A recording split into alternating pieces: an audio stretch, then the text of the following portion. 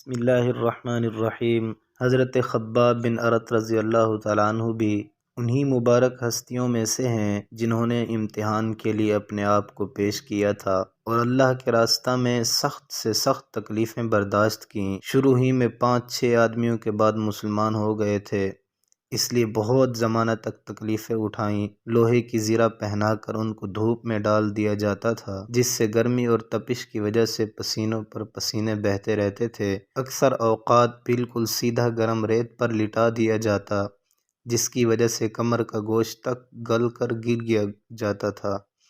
یہ ایک عورت کے غلام تھے، اس کو خبر پہنچی کہ یہ حضور اقدس صلی اللہ علیہ وسلم سے ملتے ہیں، تو اس کی سزا میں لوہے کو گرم کر کے ان کے سر کو اس سے داغ دیتی تھی۔ حضرت عمر رضی اللہ تعالیٰ عنہ نے ایک مرتبہ عرصہ کے بعد اپنے زمانہ خلافت میں حضرت خباب رضی اللہ تعالیٰ عنہ سے ان تکالیف کی تفصیل پوچھی جو ان کو پہنچائی گئی۔ انہوں نے عرض کیا کہ میری کمر دیکھیں۔ حضرت عمر رضی اللہ تعالیٰ عنہ نے کمر دیکھ کر فرمایا کہ ایسی کمر تو کسی کی دیکھی ہی نہیں۔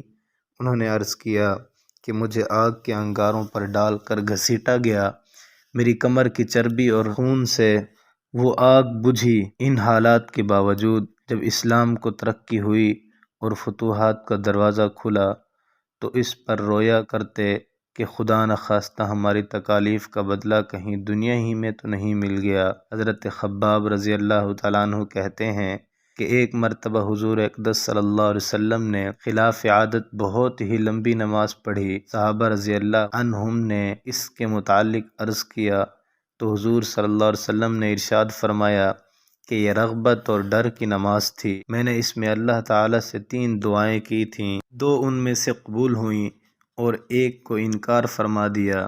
میں نے یہ دعا کی کہ میری ساری امت قحط سے ہلاک نہ ہو جائے، یہ قبول ہو گئی۔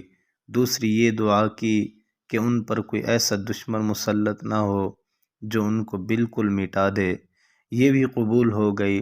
تیسری یہ دعا کی کہ ان میں آپس میں لڑائی جھگڑے نہ ہوں، یہ بات منظور نہیں ہوئی۔ حضرت خباب رضی اللہ تعالیٰ عنہ کا انتقال 37 سال کی عمر میں ہوا اور کوفہ میں سب سے پہلے صحابی یہی دفن ہوئے۔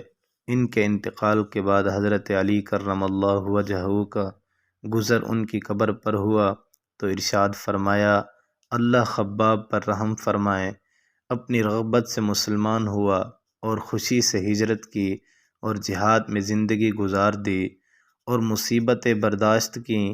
مبارک ہے وہ شخص جو قیامت کو یاد رکھے اور حساب کتاب کی تیاری کرے، گزارے کے قابل مال پر قناعت کرے اور اپنے مولا کو راضی کر لے۔ فائدہ: حقیقت میں مولا کو راضی کر لینا انہی لوگوں کا حصہ تھا کہ ان کی زندگی کا ہر کام مولا ہی کی رضا کے واسطے تھا۔